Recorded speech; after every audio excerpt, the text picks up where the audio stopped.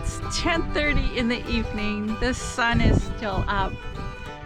We had our first totally cloudless day. The temperature hit above 60, and we've got good news from here at Sailboat Cove.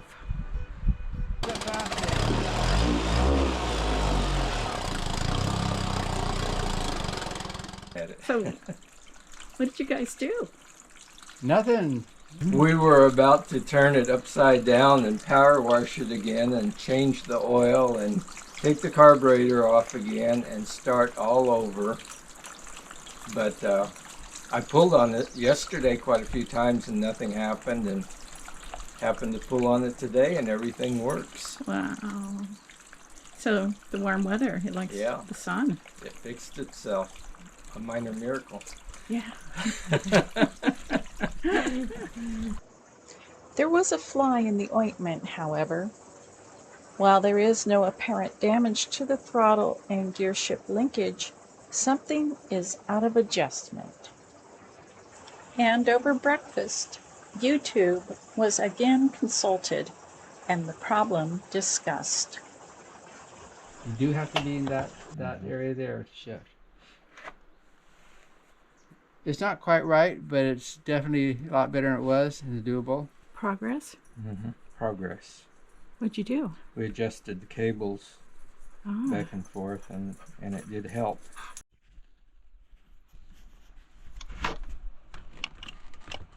So there, it's not going past. It's not throttling. There, it went past. Now I'm throttling down. Now it's not working at all again. Neutral. And the motor will not be going back on the skiff just yet. In last week's video, I mentioned the garden is about 3 weeks late being planted due to the cold and wet weather. Since Kodiak has a fairly short growing season, time is of the essence. And here at Sailboat Cove, not only does the garden produce for the table and occasional vegetable sales to nearby neighbors and guest lodges, but the garden also produces vegetables for winter storage. It is essential that production be optimized. This is the first time we have been here early in the summer, and it is all new to us. Christy teaches me a little about setting out cabbages now that the garden is dry enough for planting. So what does kelp do for the plants? It gives it micronutrients, and it also gives it potassium. Oh. An excellent, oops, I missed this one. An excellent, and we're just so blessed to have such an abundant resource here. Handful of compost.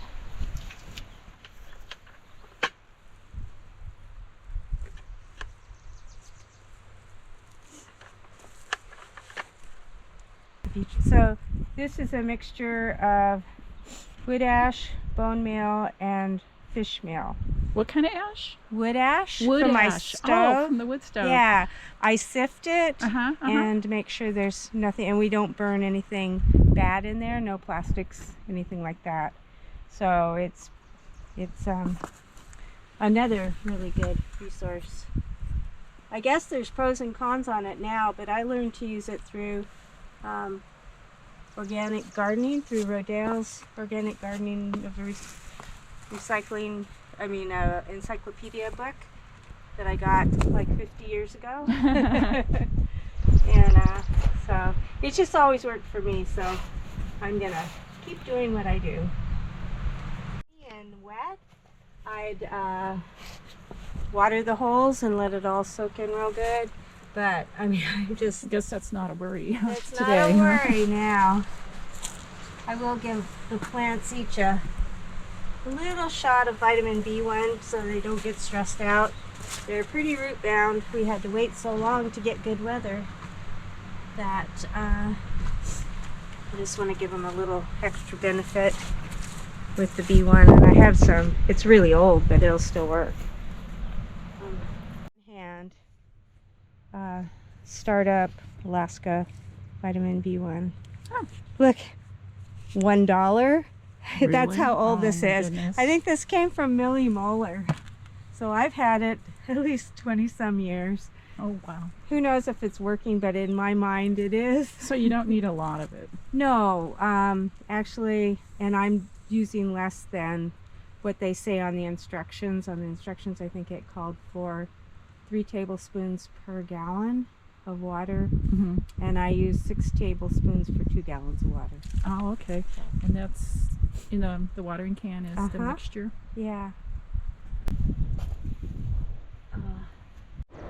These 3 cabbages here, they'll go down on the end where they get a little better sun, but they're megaton variety, and you can only Megaton? get them from Park Seed. And John wanted me to grow some megatons this year, but they get huge. Have you ever grown them before? I have, and they grow up to 20 pounds. Wow. They're just Wow. gigantic.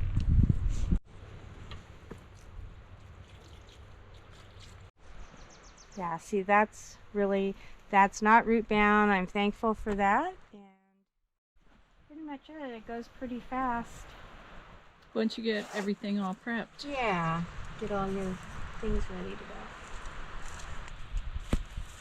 Then once I get this planted, I'll stake it. I'll stake the plants to help with the wind. Although this year we're trying this new method with, John put up a nice fence, and so we had a lot of extra plastic, so we're trying that as a wind block as well.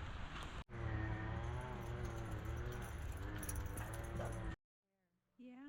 So the potatoes, are these seed potatoes from last year's crop? Yes. So there's 6 different varieties in here. Wow. And you've got, looks like kelp also, He besides the duff. That's his new way of planting his potatoes. He doesn't even rototill the ground. I sprinkle a little bit of amendments on the ground, and then he puts the kelp over the top of it, and then he puts the potatoes right directly on top of the kelp, and then uses the alder duff on top of that. Wow. So there's no soil involved. And the nice thing about it is when you go to harvest the potatoes, they're not all gooey with mud. They just fall right out of the alder duff, and they're relatively clean that way.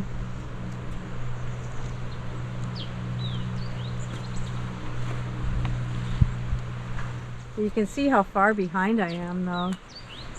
It's usually everything's planted.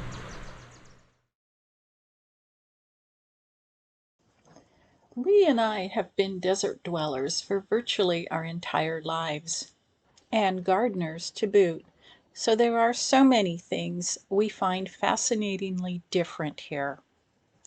For example, the spruce pollen bloom has begun, and although it doesn't show up in this shot of Spruce Island, what I thought was a cloud of dust was actually the release of pollen. Here in the cove, the pollen lays on the water and in the evening accumulates on the south shore. There are so many ongoing projects here at Sailboat Cove, and I will share more in the next video. So until then,